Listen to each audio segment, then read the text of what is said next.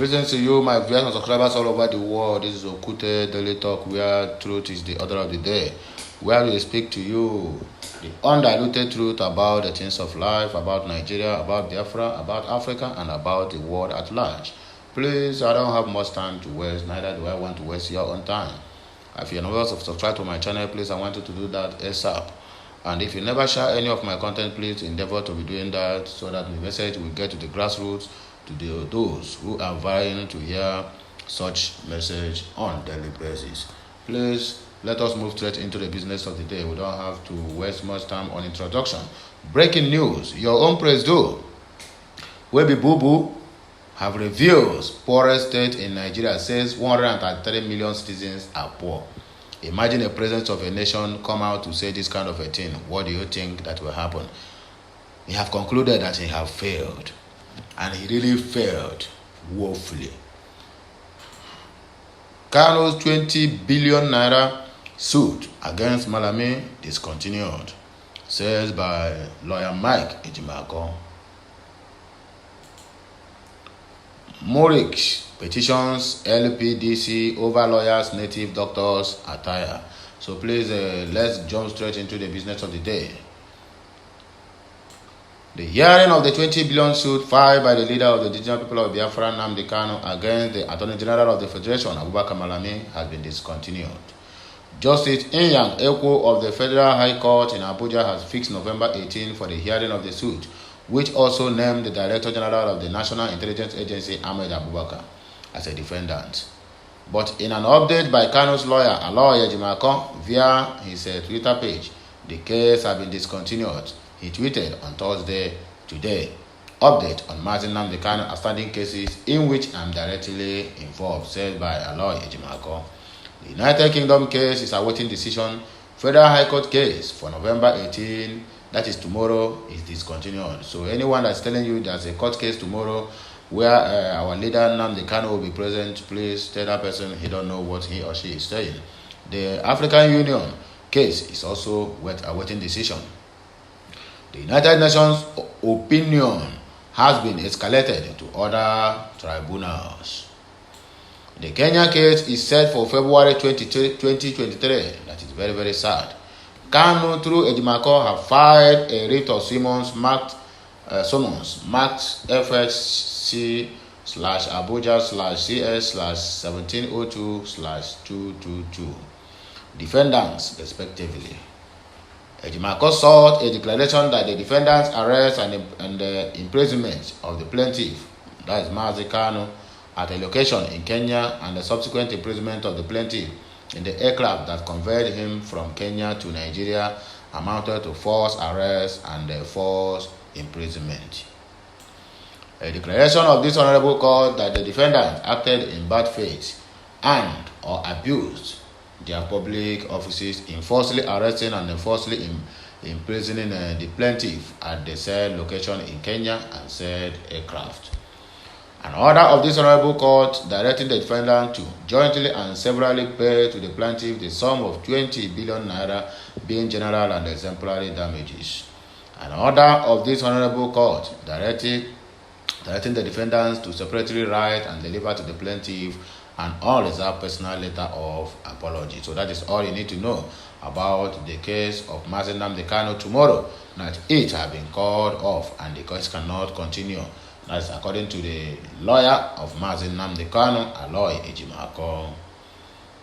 Breaking news: your president of a nation who have already concluded failure, who is also introducing another failure to Nigerian nation, have come out openly to let you people know that 133 million Nigerians are living in poverty under his administration. What a word. President Muhammadu Buhari's government has confirmed Sokoto State as the most poorest of all states in Nigeria. And in that same state, the governor of that state also have a private jet, while they have the highest poorest in Nigeria. The federal government on Thursday today noted that the Northwest state currently has a 91% poverty record level, while Ondo has the lowest with 27%. This is as it confirmed that 103 million Nigerians currently living in poverty. Okute News directly understand that the figure was presented during the launch of Nigeria's multidimensional poverty index (MPI) survey in Abuja on Thursday, being today, November 17, 2022. The event was organized by the National Bureau of Statistics (NBS), the National Security Safety Net Coordinating Office, the United Nations Development Program (UNDP), the United Nations Children's Fund (UNICEF), and the Oxford Poverty and Human Development Initiative. That is all I gathered and bring out these statistics. The figures, according to reports, are measured based on the multidimensional poverty index with 5 components: health, living standard, education, security, and unemployment. The survey, which sampled over 56,000 households across the 36 states of the Federation and the Federal Capital Territory, conducted between November 21 and the February of 2022, states that 65% of the poor, 86 million people, live in the north, while 35%, nearly 47 million people, live in the south. Still yet, you people have hold the highest power in the history of this country called Nigeria when it comes to ruling. Where is all this money that is coming to the government? Where are they going to? Where are the oil money? Zamfara have diamond. That diamond have never been one of the mineral resources that Nigeria can count on. They sidelined it and said that it belongs to the government. It belongs to the people of Zamfara. Then the oil we found in the south and the southeast belong to the Nigerian, belong to the federal government. Can't you see that our mumu done too much? We don't mumu too much. We have mumu a very long time, and these people have known that our mumu don't increase. That is why they keep on using the brains of the south and the southeast. Imagine in the south, you cannot give me the chairman of what I'm asking. You cannot give me the vice presidential candidate, not even the presidential candidate, and you are waiting for me to sponsor the campaign. What a word. This life truly no balance, I tell you. Represented at the event by his chief of staff, Prof. Ibrahim Gambari, President Muhammadu Buhari said the index was adopted because it provides ways poverty could be identified and tackled with the policies. When your tenure is about to expire, over half of the population of Nigeria are multidimensionally poor and cook with dung, wood, or charcoal, rather than cleaner energy. High deprivations are also apparent nationally in sanitation, time to healthcare, food insecurity, and housing. In general, the coincidence of monetary poverty is lower than the incidence of multidimensional poverty across most states. In Nigeria, 40.1% of the people are poor, according to the 2018 and 2019 National Monetary Poverty Line, and 63% of the multidimensional poor, according to the National MPI 2022, he said. That is what the president, the chief commander-in-chief, who have held the power for close to 7 years and a half, is come to the national TV to tell us that 103 million Nigerians are poor. Then what is the cause of their poverty? Your bad governance. Even if there is a poverty before, but at least the rate is not as high as of this very moment, whereby we have unemployment over 60%. The inflation as of today have hit 21.09% in your own administration, and people are clapping for you that you have done more than enough. And your presidential candidate said he wants to continue from your legacy. Then what kind of stupid legacy do you lay on for him to continue with, if not a failed legacy? So somebody is contesting in Nigeria and shouting that he wants to continue with the legacy of Muhammadu Buhari, and people are clapping. Look at over billions of people, okay, let's say millions of people over there in Jos clapping hands that they want to continue with the legacy of Muhammadu Buhari. What a stupid legacy. If I am Muhammadu Buhari, I will know that you exactly are laughing at me, because it is not true. Buhari have never left any good legacy for somebody to come out and boast on. So let us tell ourselves the truth. You know, the fact stinks. When you say the fact, people will attack you. But I don't care if they attack me or not. But we need to say the truth. and let it be known that we have spoken it out. What legacy that the Buhari have left, that Tinubu will come out and say, I want to fit into the shoe of Buhari, so that you will continue. That means you want to continue in poverty, in failure, and almost every part of the economy have been failed. And you want people to vote for you, and people are clapping for you. I weep for this country, because the youth are the most stupid ever youth you can ever find in any part of the world. Nigerian youths, they are the most ever stupid and the careless, who have needs, but they don't know what they want. They only go where the breeze carry them to go, just simply because of a peanut. They can organize a rally, because I could remember when I was in the north, when they say, okay, we are in the Yawuri then, that is, we are in the Yawuri part of the Kebbi state. So they are doing a campaign, either somewhere in Sabongeri or wherever. They will come to the area where we are, which is a little bit far for us. And they know that people in that area, they don't have means of going to the rally ground. They will come and pack people. They will give us, like, maybe, I think I'm talking about between 2003 2004. Then 1,000 naira amount to something. If they give you 500, you'll be jumping up. They will pack a lot of people, bring a lot of all this diner, and they put it and be giving people 1,000 naira. People will fool the diner and went there for the campaign. That is exactly what these people keep doing. And we keep on saying, oh, people have turned up. They really want these people. They have learned how to hold these people at ransom, using poverty to sideline almost every state and every corner and every hooks and crannies of Nigerian nation. They have used poverty to even the youth who are supposed to stand up to their right and speak. They have used poverty to hold them down. So whenever they see 5,000 naira, which is not even enough to make a very good pot of soup, all of them will be jumping up and clapping and shouting, say Jagaban, say Jagaban. That is exactly what happened in 2015 when they are shouting, say Baba, say Baba, say Baba, and they collected 5,000 naira. At the end of the day, who suffered it most? Those people that shout, say Baba. At a point when you enter their midst and say Baba, they will even mob you. That is exactly what is happening now. And people is not picking correction from the mistake they made 8 years ago. That same mistake is what is about to repeat itself again. Look at the person who said he want to rule Nigeria, even forgotten the name of his party. Then tell me, when he go out there to international community, tell me the possibility that this man will not even forget the country where he came from. And we are busy shouting, say Jagaban, say Jagaban, say Jagaban. He have done this, he have done that in Lagos State. Fine and good, we don't dispute the fact that he built the Lagos State with some things, despite the fact that he sidelined Lagos State's revenue. But okay, he tried the Lagos State, but that was when at his youth age, at least when he still have a fresh blood in him. Not that this now that his lifespan is almost over, I want to rule everybody, young youth. What are you going to tell them? When they are speaking that, oh, we need you to come and rule, 86 or 90 years old man come out and say, after all, I'm a youth. I look at him, I shed tears, I say, man, politics is a stupid game, not a dirty game. It's a stupid game, because anybody that entered politics sounds stupid, and you can never, there's no anywhere you can equalize them that they know what they're doing. They sound stupid almost all the time. He came out of boldly, jumping and said, I am a youth. I said, oh, wow.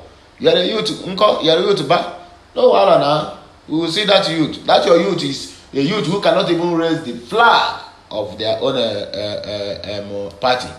If not somebody holding his hand to raise the flag. A youth who can't even turn a book. I mean, the script that they're writing to him, you have read the front page, then turn the other page, you cannot even turn it, and you say you are the youth, and people are shouting all the time. You still have the right, and they got to come out and say, am I running 500 yards? No, barely 500 yards.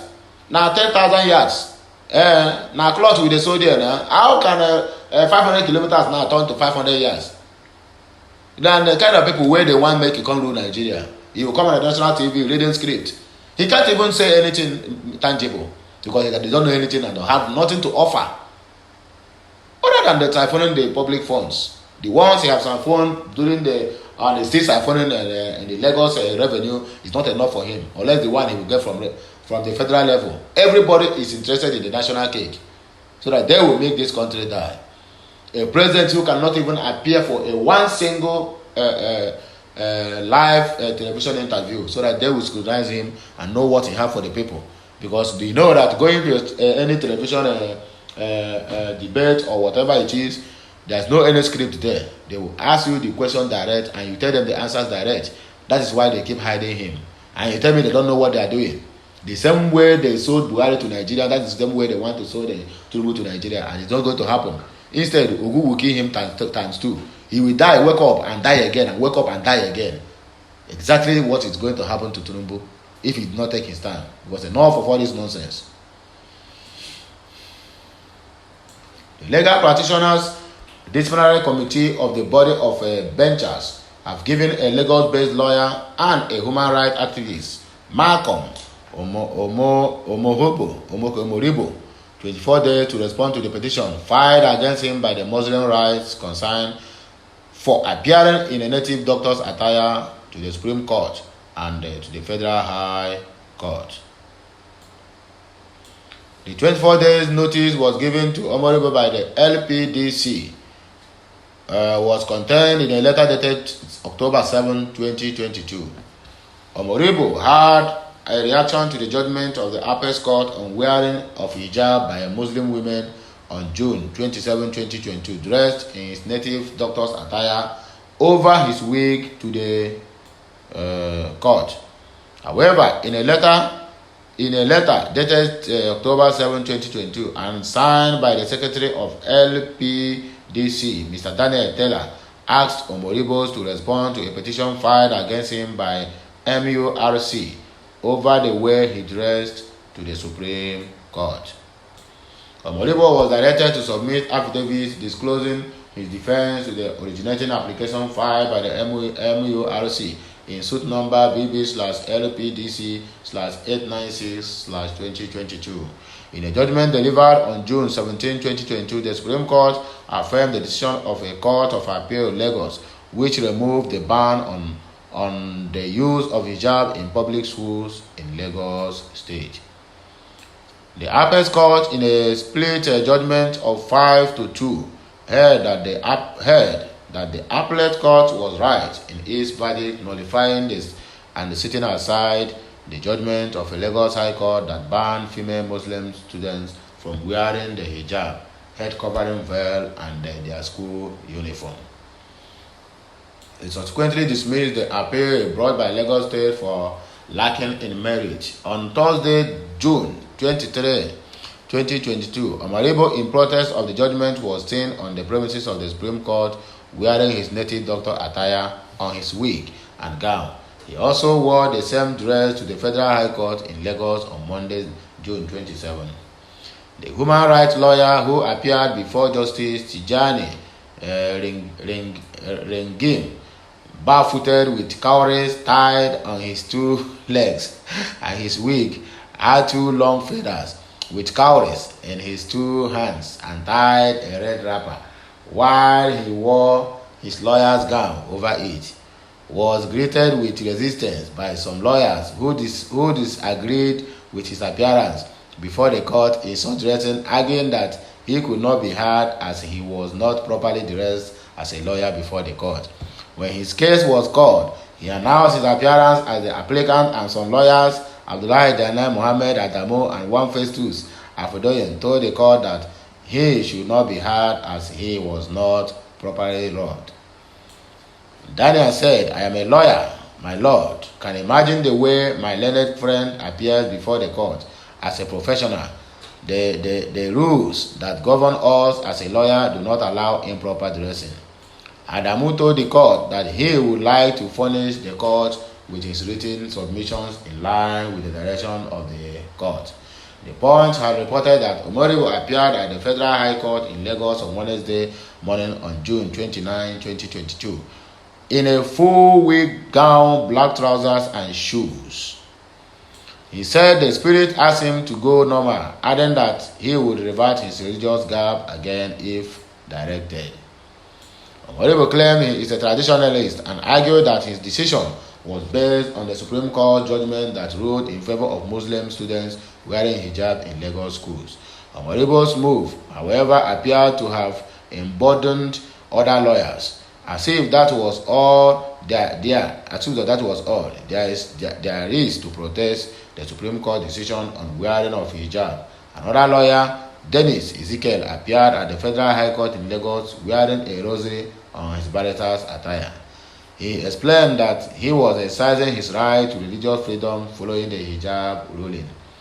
Ezekiel said, "My name is Dennis Ezekiel. I am a Christian, a Catholic, and I'm professing my religion by appearing like this in court. It is my right, enshrined in Section 38 of the 1999 Constitution and laid down the enunciated by the Supreme Court in its judgment on hijab. So we have that constitutional right to profess our religion without hindrance."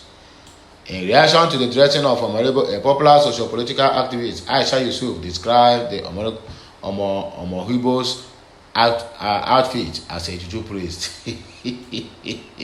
While I know the finish, Yusuf did not condemn Omoribo's dress, but told the lawyer that it was not just enough to dress like that to the court, adding that he should also be in such attire to marketplaces, offices, and other public functions.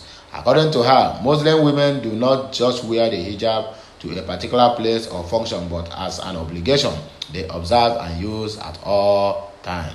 She said, "Where to go? He should dress like this, not just to court sittings, but to his office, markets, public gatherings, etc. We do not wear the hijab occasionally or ceremoniously. It is an obligation that we observe and use all the time, and that is why the Supreme Court gave that ruling." Muslim rights concern MURIC had earlier condemned the lawyer's behavior, saying it is not only contemptuous of the Supreme Court pronouncement but also provocative, condescending, and irreconcilable with the noble profession of the law. Wahala too much.